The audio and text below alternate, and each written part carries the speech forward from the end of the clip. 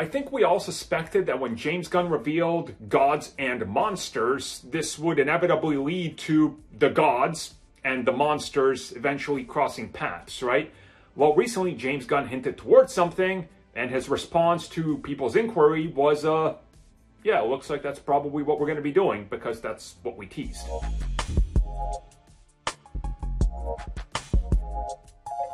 Recently, James Gunn posted that photo that included Swamp Thing, Frankenstein there. You see what's going on, right? Yeah, you guys see it. Teasing a crossover too? Possibly. So fans were like, hey, are you teasing a potential crossover? Like, is Swamp Thing gonna appear in the Commandos? Is that what you're teasing? And vice versa? And he would reply with, you know, some of those emojis that are like, yeah, maybe that's what I'm teasing at. And then in subsequent interviews, he was like, look, these characters exist in the same world. So the idea is they can show up in each other's projects.